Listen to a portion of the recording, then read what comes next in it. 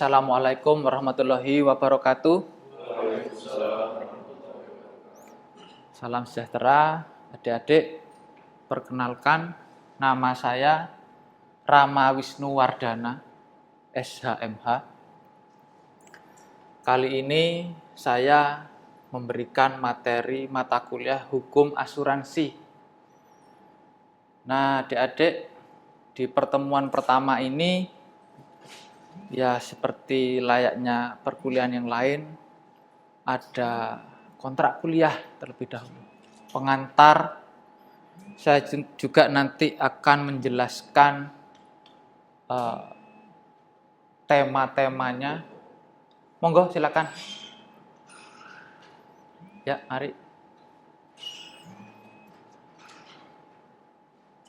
Baik.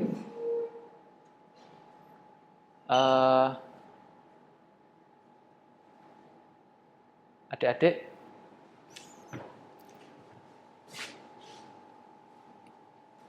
saya tidak hanya memberikan ilmu. Saya berharap nanti adik-adik baik semuanya. Saya berharap juga bukan hanya IPK adik-adik saja yang baik, tapi juga etika. Karena saya sebagai dosen, saya mengajar, saya juga mendidik. Jadi harapannya holistik, IPK-nya bagus, etikanya juga bagus. Nah, adik-adik, kontrak kuliah yang pertama hadir tepat waktu. Kalau misalnya jam 7 ya masuk jam 7. Jangan jam setengah 8. Tapi ya kami masih ada toleransi 10 menit. Kalau kayak Mbak ini barusan kan cukup, enggak yang bagaimana. Kemudian kalau misalnya ada yang MBKM, daring, harap di-on-kan kameranya, ya. Paling tidak di awal ada, di tengah, atau di akhir. Jangan kemudian di-off-kan, enggak tahu itu ikut kuliah apa tidak. Kalau misalnya berhalangan hadir, ada keterangan ya, surat izin, jangan alpa. Kemudian nanti ada koordinator kelas yang dipilih berdasarkan kesepakatan. Saya harap pertemuan berikutnya koordinator itu sudah ada. Nah, adik-adik, pertama saya sampaikan juga RPS. Adik-adik bisa akses di Sister. Tapi ini perlu saya sampaikan bahwasannya mata kuliah ini, hukum asuransi, capaian pembelajarannya, mahasiswa mampu menyusun konsep kasus hukum dengan menerapkan metode berpikir yuridis normatif berdasarkan sumber, asas, prinsip, dan norma hukum positif Indonesia. Adik-adik mampu menganalisa konsep teoritis berupa ciri, struktur, dan prinsip ilmu hukum. Juga mampu mengkaji implikasi dan implementasi ilmu pengetahuan dan teknologi yang memperhatikan dan menerapkan nilai humaniora sesuai kaidah, tata cara, dan etika ilmiah. Adapun nanti capaian pembelajaran mata kuliahnya, mahasiswa bisa mengaplikasikan ilmu hukum asuransi untuk menyelesaikan kasus-kasus hukum asuransi yang sifatnya teoritis maupun praktis. CPMK selanjutnya bisa mengaplikasikan doktrin ilmu hukum asuransi secara umum dan khusus pada pemecahan masalah kasus hukum asuransi. Nanti kita akan banyak mengkaji kasus-kasus dalam perasuransian. Dan memang metode pembelajarannya case method. Terakhir, menganalisis ilmu pengetahuan terkait hukum untuk menentukan solusi dari permasalahan hukumnya. Jadi kasus-kasus itu kita kaji, solusinya bagaimana, secara preskriptif, seharusnya itu bagaimana. Yang namanya perkuliahan, sampai 1 semester sampai selesai, karena ini 2 SKS, berarti ada 16 kali pertemuan. Termasuk UAS dan UTS. Nah, yang namanya perkuliahan, mekanisme penghitungannya, penilaiannya 20% UTS, 30% UAS, 50% di total. 50% lagi sisanya itu tugas. Ada makalah, ada presentasi, juga masalah keaktifan ya di kelas. Sedangkan 14 tema silabi seperti yang adik-adik perhatikan, ini RPS ada 14 tema. Dan pertemuan pertama kita akan mengkaji masalah perasuransian dan pengaturannya. Sejarahnya, tujuan, macam-macamnya, dan istilah atau definisinya. Nanti tugas itu bisa diupload di MMP. Baik, langsung saja.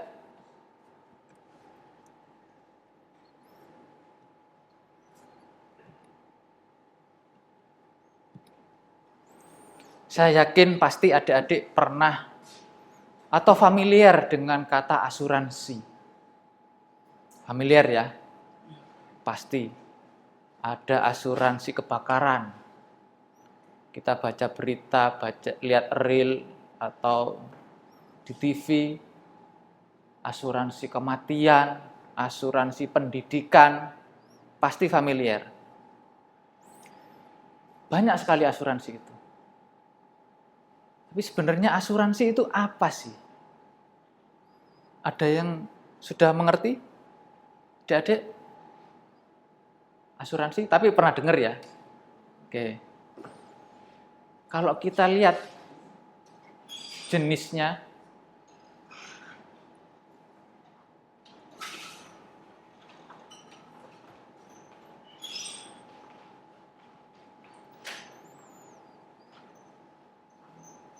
baik. Ya. Dilanjut saja ya. Jenisnya ini ada 3. Yang pertama yaitu dilihat dari pengelolaan dananya. Sederhananya kita bisa melihat asuransi itu dari 3 macam ini. Kalau dilihat dari model pengelolaan dananya, ada yang konvensional, ada yang berdasarkan prinsip syariah, hukum Islam. Macam selanjutnya, ini secara normatif. Undang-undang mengaturnya demikian. Ada asuransi jiwa, ada asuransi umum, dulu namanya asuransi kerugian. Selanjutnya, dilihat dari tujuan operasionalnya. Ada asuransi komersil, ada asuransi sosial. Kira-kira kalau yang asuransi komersial ini bagaimana? Kalau yang asuransi sosial bagaimana? Sederhananya, yang komersial artinya dia mencari keuntungan. Yang sosial ya dia tidak mencari keuntungan. Yang sosial ini dibuat berdasarkan undang-undang, jadi sifatnya wajib. Yang komersial dibuat berdasarkan perjanjian, sukarela. Asuransi sosial contohnya BPJS. Saya yakin adik-adik juga pasti ikut BPJS. Hukum itu artinya apa? Ada yang tahu? Kalau menurut adik-adik hukum itu apa?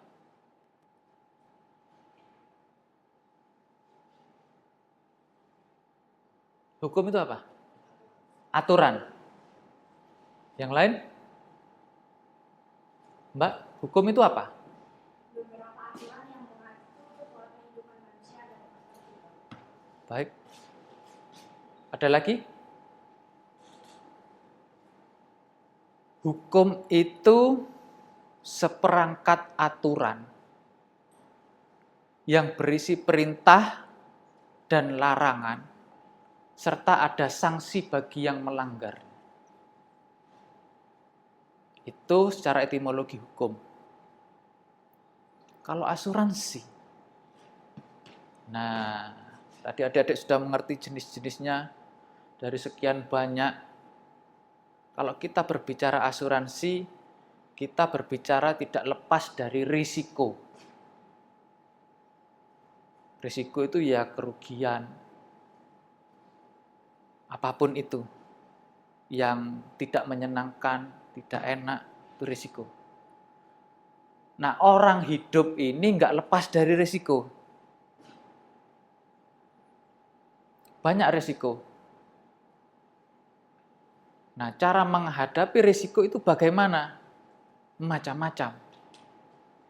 Misalnya, kalau kamu jalan, di depan kamu ada lubang. Kalau kamu tahu itu ada lubang, kamu lewat situ, kamu pasti jatuh nanti. Sakit, resikonya jatuh. Kalau ada HP-nya, iPhone 18 Pro Max bisa pecah itu. Apa yang kamu lakukan? Bisa menghindari. Atau bisa muter. Nah, itu manajemen resiko. Sudah naluri manusia untuk menyelamatkan jiwanya dari berbagai ancaman. Itu sudah naluri manusia. Untuk menghindari resiko. Nah, disinilah yang kita harus pahami bahwasannya resiko itu bisa dimitigasi. Dan asuransi itu konsepnya adalah pengalihan risiko. Jadi ada lembaga yang mau menerima risiko Anda. Biar kami yang menanggung, kamu nggak usah khawatir. Konsepnya sederhananya seperti itu. Kalau sejarahnya, ya sesuai dengan setua umur peradaban manusia. Jadi, kalau adik-adik suka arkeolog, pernah lihat Nat Geographic, itu ketika menggali sisa-sisa peradaban manusia, ditemukan tembikar, sisa-sisa bangunan, atau mungkin ada sebagian kecil ada biji gandum, begitu kan ya? Itu bukan nggak sengaja itu manusia zaman dulu itu meninggalkan biji gandum. Jadi kehidupan manusia dari berburu, bertanam, itu memang sengaja. Biji gandum itu disimpan untuk digunakan pada musim paceklik. Sekali lagi itu mitigasi risiko. Ini sekarang asuransi menurut pakar. Robert Irwin Mayer. Ini dosen asuransi dari Amerika, Illinois. Bukunya itu Principle of Insurance yang jadi pedoman tahun 1961 dalam pengkajian hukum asuransi, termasuk di Indonesia. Robert Irwin Mayer ini yang kemudian menyatakan konsep asuransi itu adalah pengalihan risiko. Mengalihkan risiko, menurut beliau. Sebenarnya konsep pengalihan risiko itu dia memperhatikan juga ada kasus di Indonesia ternyata. Jadi ketika zaman dahulu ada benteng Fort Marlborough Benteng di Bengkulu, punyanya Inggris. Benteng ini diasuransikan. Kalau benteng ini rusak, nanti diganti ya. Gitu. Nah, ternyata benteng itu rusak beneran, diserang Prancis. Begitu minta ganti, si perusahaan ini namanya BOM, BOEHM, Edward BOM, enggak mau ganti. Dengan alasan, enggak bilang kalau mau diserang Prancis. Kontraknya kan enggak gitu. Nah, jadi perkara itu. Kemudian, ya itu, dikaji bahwasanya putusan Lord Mansfield di Inggris menyatakan bahwasanya asuransi itu pengalihan risiko. Enggak peduli itu mau diserang siapa, yang penting kerusakannya ada dan risiko itu harus dijamin sesuai kesepakatan. Pengalihan risiko. Selanjutnya dari Indonesia ini ada Subekti. Adik-adik kalau lihat buku Kitab Undang-Undang Hukum Perdata, Kitab Undang-Undang Hukum Dagang, itu ada terjemahan Prof. Subekti, gurunya Hotman Paris. Kalau katanya Hotman Paris sendiri bilangnya, Prof. Subekti yang merekomendasikan Hotman Paris untuk bekerja di Bank Indonesia. Berarti Hotman Paris dari dulu itu memang pintar, sehingga Subekti merekomendasikan sendiri kerja di Bank Indonesia. Tapi hanya 1 tahun, tidak kuat, tidak cocok. Ternyata begitu jadi pengacara, ya memang sesuai namanya, Hotman. Subekti menyatakan asuransi adalah persetujuan. Selanjutnya, Purwosucipto, asuransi atau pertanggungan adalah perjanjian timbal balik. Sama, perjanjian, persetujuan. Abdul Qadir Muhammad ini yang nulis buku hukum asuransi. Jadi rujukan hukum asuransi di Indonesia. Covernya warnanya hijau. Asuransi adalah perjanjian timbal balik. Sama, perjanjian. Persetujuan itu juga perjanjian. Berarti kita mengkaji buku berapa BW? Biar enggak ngantuk. Di BW itu ada berapa buku? Ada 4. Buku 1 tentang orang. Buku 2 tentang benda. Buku 3 tentang perikatan. Buku 4. 3 buku di awal ini materialnya. Terakhir ini formilnya. Bewitch and Verjaring. Pembuktian dan daluarsa. Ini tadi. Tujuan asuransi itu pengalihan risiko. Orang menghadapi risiko seperti tadi saya bilang, Mbak lewat jalan ada lubang, apa yang dilakukan mbaknya? Banyak. Bisa menghindari, bisa mencegah, bisa menghadapi, bisa memindahkan. Mobil Anda dikasih bumper, itu bagian dari mencegah, supaya mobilmu tidak rusak. Ada yang menghadapi, terima saja takdirnya. Lewat aja. Ada juga yang mengalihkan atau memindahkan. Ini tadi saya maksud. Menurut Robert Irwin Mayer, asuransi itu adalah pengalihan risiko. Mengalihkan risiko. Tujuan selanjutnya ada pembayaran ganti rugi dan santunan. Ganti rugi ini berarti asuransi umum. Ada objek-objek berharga diganti. Kalau asuransi jiwa dapat santunan, bukan jiwanya yang diganti. Pastinya demi kesejahteraannya.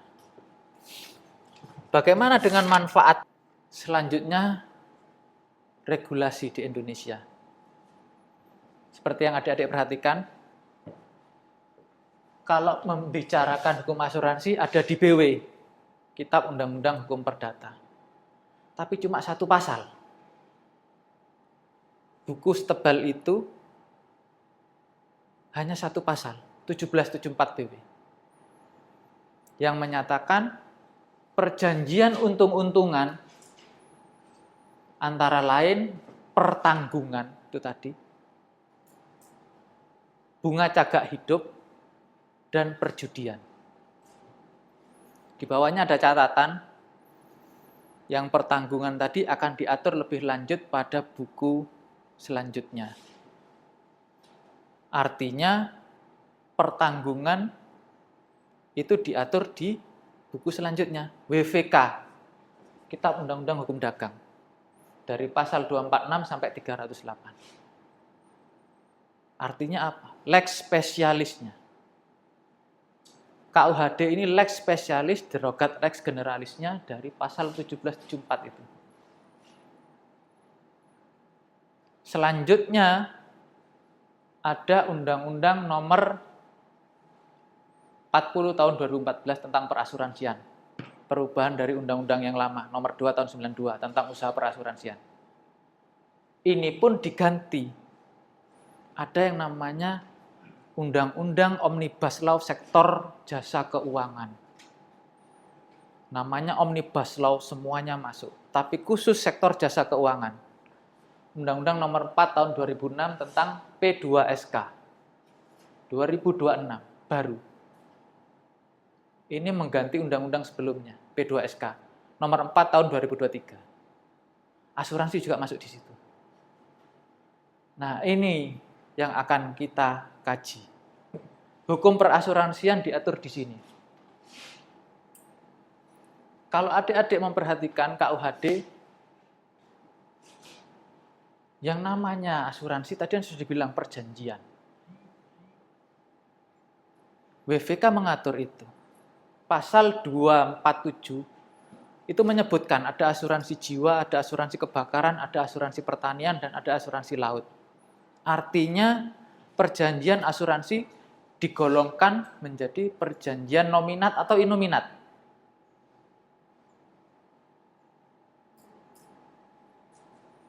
Perjanjian nominat. Artinya pembuat undang-undang mengenal itu dan diatur. Perjanjian inominat, perjanjian di luar undang-undang. Baik, mungkin ada yang ditanyakan? Ya, gimana? Mas siapa? Mas Haidar. Mas Haidar, oke. Sesuai dengan penjelasan Bapak di awal, asuransi ada yang komersil dan sosial, dan lembaga BPJS itu termasuk dari asuransi sosial. Nah, pertanyaan saya sendiri mengingat di kondisi di lapangan itu beberapa penyakit itu, golongan penyakit itu tidak bisa di-cover semuanya Bapak dari BPJS. Kenapa demikian? Oke, saya ulangi ya. Ada yang tidak di-cover begitu ya? BPJS ya? Ya, jadi begini adik-adik, perlu diteliti lebih dulu terkait dengan kenapa BPJS tidak meng-cover. Apakah itu sudah sesuai? Dilihat dulu penyebabnya kenapa. Jangan-jangan penyebabnya itu dia sakit ya gara-gara perilaku dia sendiri. Misalnya cenderung menyakiti diri, mengkonsumsi minuman keras, alkohol, merokok, atau mungkin tawuran, apapun itu yang menyakiti dirinya sendiri. Dilihat juga kalau penyebabnya demikian, ya otomatis nggak dijamin. Tujuannya juga dicek, Mas, apakah tujuannya itu untuk kesehatan atau untuk estetika? Kalau estetika ya tidak dijamin.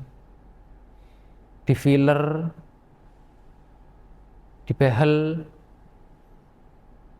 atau mungkin juga ada overlapping masalah kewenangannya.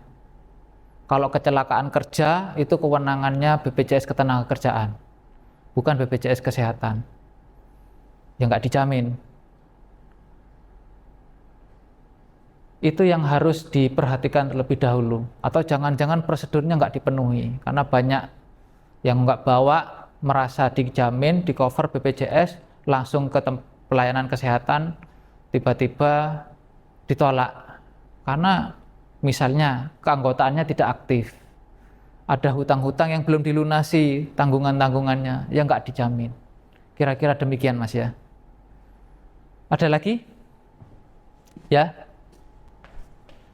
Perkenalkan Pak, saya Ya. Amanda.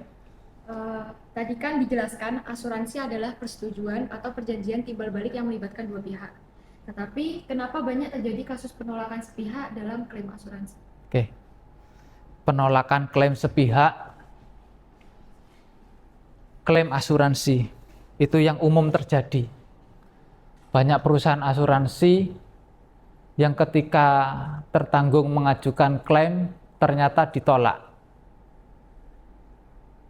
Itu biasanya karena penanggung melihat ada kecurangan dari tertanggung, di mana tertanggung itu dinilai ada yang disembunyikan.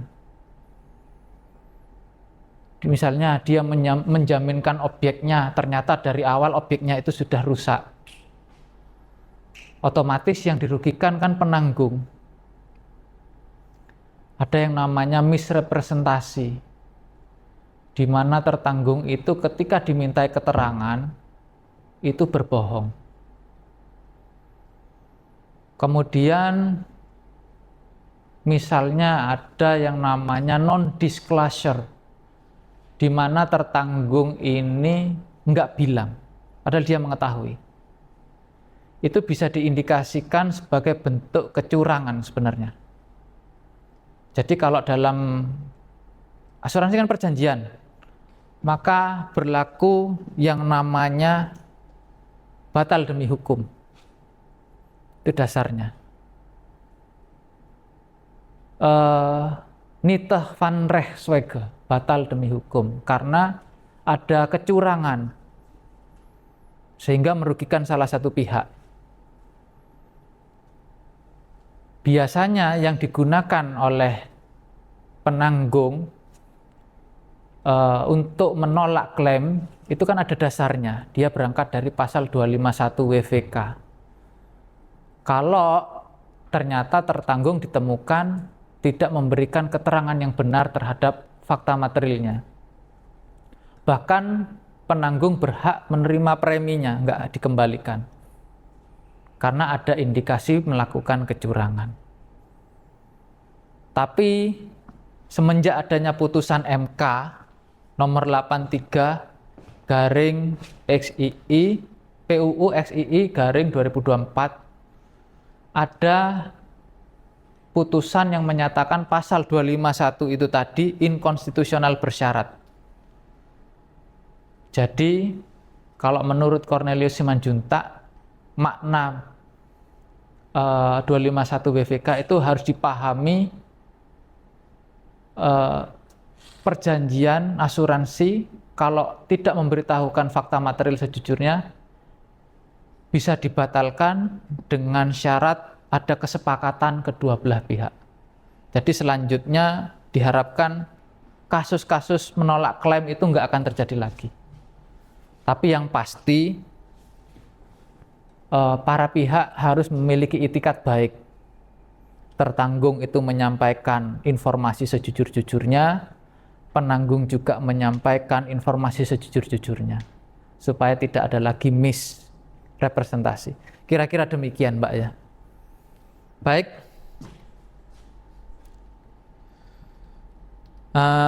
Mungkin itu saja, adik-adik.